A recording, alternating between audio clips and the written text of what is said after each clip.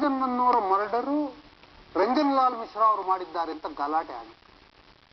ಆಗ ತಾವು ಗವಿಯಪ್ಪನವ್ರ ಹೆಸರಲ್ಲಿ ಅದು ಮರ್ಡರ್ ಅಲ್ಲ, ಆತ್ಮಹತ್ಯೆ ಅಂತ ರಿಪೋರ್ಟ್ ಕೊಟ್ಟಿದೆ. ಹೌದು, ಆದರೆ ಅದು ಮರ್ಡರೇ. ಚಿತ್ತರಂಜನ್ದು ಮರ್ಡರೇ, ಆತ್ಮಹತ್ಯೆ ಅಲ್ಲ.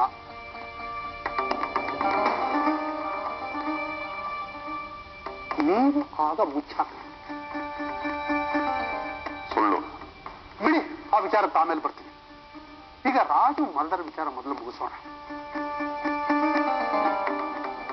ರಾಜು ಕೊಲೆ ಪಿತೂರಿನಲ್ಲಿ ರಂಜನ್ ಲಾಲ್ ಮಿಶ್ರಾ ಅವ್ರ ಜೊತೆ ನೀವು ಭಾಗಿಯಾಗಿದ್ರಿ ಅಂತ ಹೇಳ್ಬಿಟ್ಟು ಬುಲೆಟ್ ಸೋಮ ಇಲ್ಲಿ ಸಾಕ್ಷಿ ಹೇಳಿದ್ರು. ನೀವು ಅಲ್ಲಿ ಕೂತಿದ್ರಿ ಆಗ. ಬರೀ ಸುಳ್ಳದು. ಅವನು ನಿಮ್ಮ ವಿಟ್ನೆಸ್ಸು, ನನ್ನ ವಿಟ್ನೆಸ್ ಅಲ್ಲ. ಬರೀ ಸುಳ್ಳು ಅಂತ ಹೇಳ್ತೀರಲ್ಲ, ನಿಮ್ಮ ವಿಟ್ನೆಸ್ ಸುಳ್ಳು ಹೇಳ್ತಾರೆ ಅಂತೀರ? ನಮ್ ವಿಟ್ನೆಸ್ ಆದ್ರೇನಂತೆ, ಅವನೊಬ್ಬ ಕ್ರಿಮಿನಲ್. ಆಯ್ತು, ಕ್ರಿಮಿನಲ್ ಸುಳ್ಳು ಹೇಳ್ತಾನ ನಿಜ ಹೇಳ್ತಾನ ಅದನ್ನ ಆಮೇಲೆ ನೋಡೋಣ. ಯಾರು ಕ್ರಿಮಿನಲ್ ಯಾರಲ್ವೋ ಅರ್ಥವೇ ಆಗಲ್ಲ. ಇಲ್ಲಿ ಬಿಡಿ.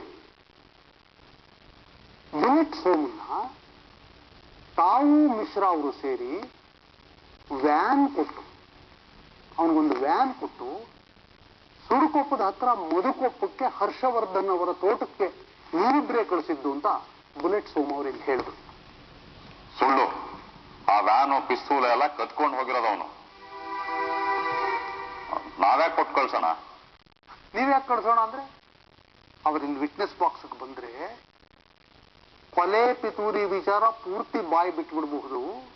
ನೀವು ರಂಜನ್ ಲಾಲ್ ಮಿಶ್ರಾ ಇಬ್ರು ಸಿಕ್ಕಾಕೋಬಹುದು ಅಂತ ಅವರನ್ನ ಅಲ್ಲಿ ಕಳಿಸಿದ್ರಿ ಅಂತ ಅವ್ರು ಹೇಳಿದ್ರಲ್ಲ. ಸುಳ್ಳು. ಅಲ್ಲಿ ಯಾವುದೋ ಸುಪಾರಿ ಸಿಕ್ಕಿದೆ, ಅದಕ್ಕೆ ಹೋಗಿದ್ದಾರೆ ಅವರಿಬ್ರು. ಅಲ್ಲಿನ ಪೊಲೀಸ್ನವರೇ ಮಾಹಿತಿ ಕಳಿಸಿದಾರಲ್ಲ, ಅವನು ಸುಳ್ಳು ಹೇಳ್ತಿದ್ದಾನೆ. ಬಿಡಿ,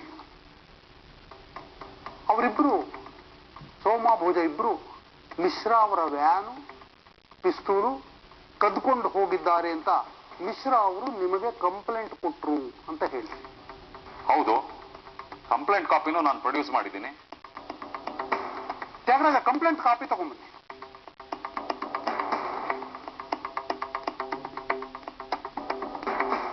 ನೋಡಿ, ಇಲ್ಲಿ ಈ ಕಂಪ್ಲೇಂಟ್ ಕೊಟ್ಟಿರೋದು 1ನೇ ತಾರೀಕು. ಹೌದು, ಇವತ್ತು 11ನೇ ತಾರೀಕು.